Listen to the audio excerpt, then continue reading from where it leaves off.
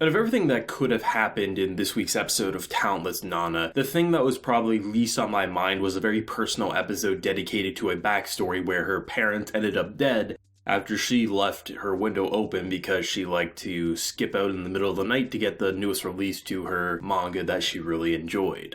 This episode, I think, did a lot to flesh out Nana's internal thought process, I think, a bit better.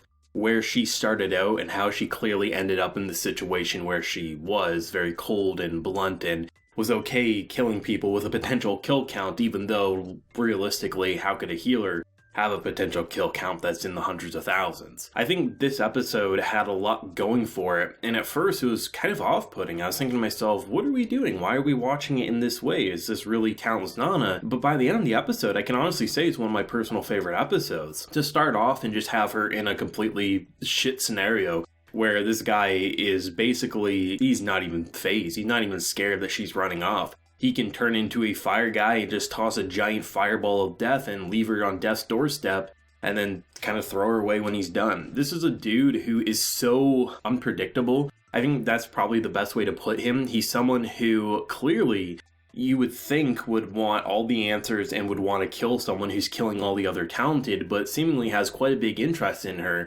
And is perfectly fine giving her a heads up that there's probably other people who are going to start killing on this island besides her, and for whatever reason, he's gambling on her. To me, I think the reason he's probably so interested at this current moment is he wants the answers of where this phone connects to, who's actually behind this, because he probably wants to be able to find the actual people at the top of the food chain, rather than just the people who come to this island to kill. So he's probably gambling that she might be the easiest one to get on the good side with, and maybe to team up with. I think pretty clear at this point. I'm not exactly sure what his limitation is fully, but the fact that he can't transform into Nana says to me either one, he needs to know the ability to transform into her, or two, unless the person doesn't have an ability, he can't transform into her. So either A, he's playing really, really dumb with her ability and wants her to admit to it, or he probably most likely needs to know her ability. There is obviously other limitations, like the weaknesses of the people will also be his weaknesses, but still, it says to me that he's not perfect, but it doesn't change the fact that he's the most dangerous enemy that she'll ever have to go up against, most likely in this series,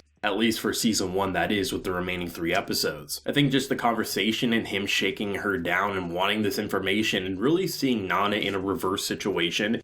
Generally when characters are groveling, they're on the floor, they're begging for their life, or they just look like they are going to die, it's generally Nana who's peering above with a menacing gaze and really making us feel like she is a psychopath. So to actually reverse the situation, but having this guy not even feel like he's going to kill her, but just wants information, and is saying, you're gonna basically do whatever I say because there's no way that, even if you tell this entire island, that they're ever gonna be able to find me. He can transform into a goddamn bird and wait out the next batch of students. So it's very fascinating to see what he ended up doing, dropping her off at Michiru's door, and then her staying with her all night, him taking up Michiru's role so it wouldn't look suspicious. There's so many just interesting things happening, and I was like, this is really interesting. I'm going to be fascinated to see what's going to happen. And then they went completely personal, which was probably the most unexpected curveball that has happened in this show, I think. It's just so tame, it's so interesting, and to see how, because from my understanding or my prediction, I thought she just started out in a pretty crazy facility that was, maybe she was an orphan, she was a baby that was given away, she was trained in a facility. Seemingly she had a normal family life. At first I thought that conversation was a complete bullshit lie, but no, it seems definite that she had a normal family life, a good mother, a good father, but because she was the type of kid who liked to play games by herself, not even video games, traditional board games, but she loved manga, she would sneak out, she didn't listen to locking the window. It wasn't even just a burglar, it was literally a burglar who came in and cut the heads off and severed the body parts, and that's what she had to wake up to. And the fact that she actually had to carry the severed head of her parent across to find people to help her, to sit in a waiting room where police officers are saying, did you lock your window? And you're saying, well, of course I did. And then you have the shattering realization that you're the reason that your parents ended up dead. Personally, in my opinion, if a person was going to get in and sever heads, a locked window is not going to change much, all things considered, but then again, maybe that's what separated this guy from going to doing the crime or not, but still, it's a pretty brutal environment, and you can definitely say that after seeing something like that, if an organization comes to her and says enemies of humanity were behind this, and especially if it was a talented that was behind this, then it'd be very easy to manipulate a young girl into believing that all talented are enemies of humanity, and that's probably the direction they took her character. And I imagine before the season wraps up, we might get a little more clarification before they leave us off on the will they or won't they give us a season 2, or are you gonna just go ahead and read the manga? To me, it was really interesting seeing the bonding sequence between her and Mitru, because Mitru and her has always had this very interesting friendship. I think it's the one relationship that you can say there is some sort of friendship that's mutual on both sides. Despite Nana having the least amount of friendship, she's always kept her alive more than anyone else,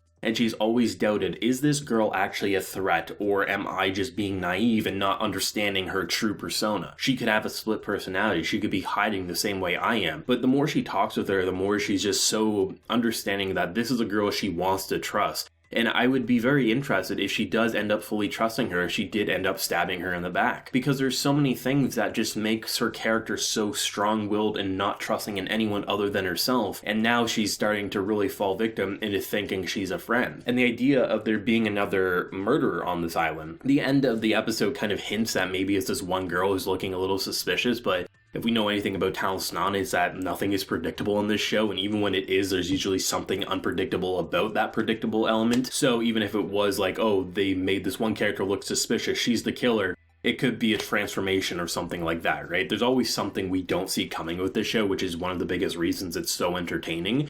So to me, to just have something that feels like Mitru, like she watched the window all night, I was like, oh, maybe she's doing that to give her peace of mind that no one's gonna hurt her. Just being a good friend, to me it almost indicated that it was probably the transformation, might not actually be Mitru. Where is she?